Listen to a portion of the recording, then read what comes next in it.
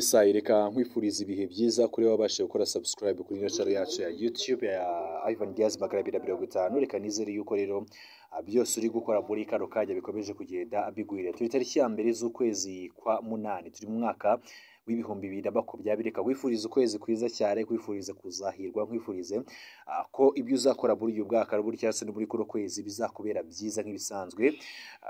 Rero nubone nkuko ubugenda ubikora nk'ibisanzwe. Rero tugutegurira amakuru meza basanzwe kugeraho gatanu kuri gatanu abagenda trendinga.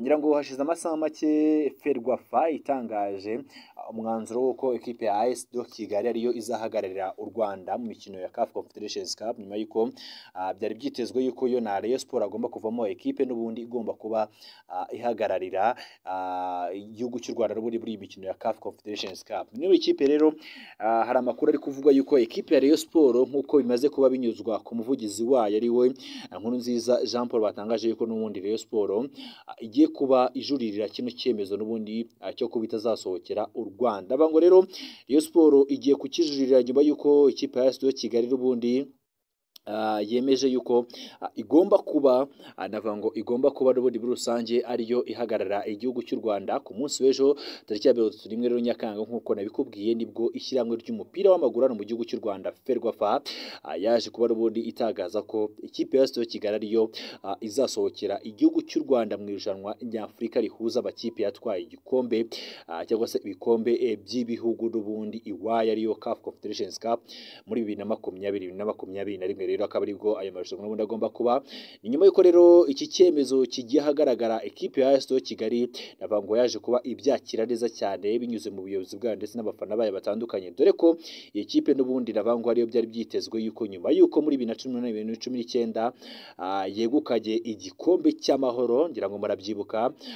Navango umwaka w'imikino ya 2019-2020 iki gikombe ntabwo kigize gikinwa kubera icyorezo cya coronavirus cyangwa se iki cyorezo gihangayikishije isi n'ubundi muri rusange. Ku rundi ruhande nakubwira yuko rero ekipe ya Rayon Sport yari yizeye ko nyuma y'uko igikombe kidakinwe n'ubundi muri rusange ariyo ishobora kuzaba n'ubundi navango itwara amahirwe yo kuba yajya muri CAF Confederations Cup. Rero ariko biza kurangira itabashe kuba yasohokera igihugu cy'u Rwanda. Umuvugizi rero w'iyi ekipe ya Rayon Sport ari we Nkurunziza Jean Paul yaje kubaganira na radio Isango Star, yagize ati twabyakiriye nabi cyane, twabifashe n'ubundi nkaho twarenganye.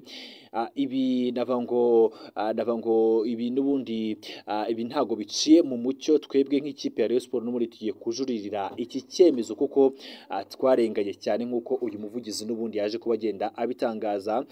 Navango nakwibutsa yuko rero umuvugizi w'ishyirahamwe ry'umupira w'amaguru mu Rwanda Ferwafa n'uwo bita Uwayezu François Regis, uyu nguyu ngira ngo abantu benshi bamaze kugenda bamenyera cyane, yaje kuba atangaza ko ari uburenganzira bwa ekipe ya Rayon Sport kuba babasha kuba n'ubundi bajuririra icyemezo cyaje kuba kigenda gifatwa. Agize ati amategeko n'amabwiriza birakurikizwa, n'uburenganzira bwabo bwo kujuririra kiriya cyemezo. Ntabwo n'ubundi twizeye yuko ekipe n'ubundi yaba ibonera cyangwa se ntabwo twaba tutizeye yuko ekipe igomba gusohokera igihugu cy'u Rwanda. Ibyo batwumva rero niyo mpamvu bagomba kuba babijurira nk'uko Uwayezu François Regis yaje kuba agenda abitangaza. Nubwo bimeze gutya ariko ngira ngo Ferwafa kuri uyu munsi niyo yaje kuba itangaza ko hari impamvu n'ubundi yagendeyeho igomba kuba yemerera ekipe ya AS do Kigali kuba yasohokera igihugu cy'u Rwanda. Aho yagize ati yatangaje yuko icyemezo n'ubundi cyafatiwe mu kanama ka komite nyobozi ya Ferwafa yabaye ku ya tariki ya 31 nk'uko nabikubwiye haruguru ku Gicurasi 2020 kivuga ko cyabashe n'ubundi cyangwa se cyashingiye ku ngingo zayo zitandukanye no ku mategeko n'umunagenga igikombe cy'amahoro mu ngingo yayo ya gatatu. Nabango bavugaga ko igikombe cyangwa se bavuga ko ikipe yegukanye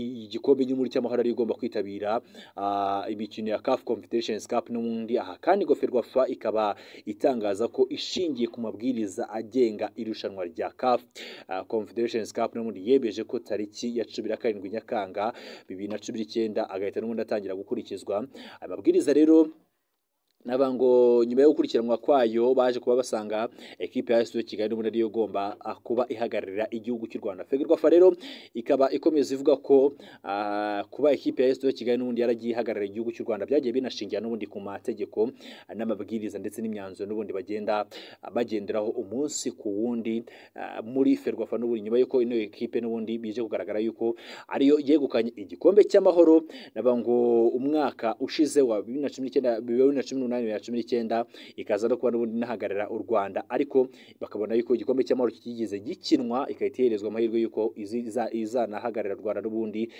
muri uyu mwaka w'imikino. Handi makuru rero atandukanye yavuzwe muri ekipe ya Rayon Sport kuri uyu munsi, aho nahoze mbona Ari Niyonzima mu minota mike cyane ishize uyu nabango Ari Niyonzima baje kuba n'ubundi bamenya muri ekipe ya Rayon Sport yaje kubasinyira ekipe ya Azam n'ubundi mu gihugu cya Tanzania, yaje kuba n'ubundi asinya muri no ekipe nkuko byaje kuba bitangazwa na ekipe n'ubundi ya Azam n'ubundi muri rusange. Hari makuru menshi rero navango nyuma yuko bije kuba bigenda bitangazwa yose agiye avuga muri ekipe ya Rayon Sport, reka nizere yuko rero harayo wabasha kugenda n'ubundi umenya kuri wowe rero washa gukurikirana inkuru zacu tugutegurira umunsi kundi. Iyi ni Ivan Diaz Magarabira 50. Icyo tugusaba ni ugukora subscribe, tukagusaba gukora share ku nkuru zacu tugutegurira umunsi kundi, ndetse tukanagusaba gukora commentaire kugira ngo tujye tubasha kugira byinshi duhindura ku nkuru zacu n'ubundi dushingiye ku bitekerezo byanyu mugenda muduhereza umunsi kundi. Bibe byiza kuri mwese, Imana ibarinde.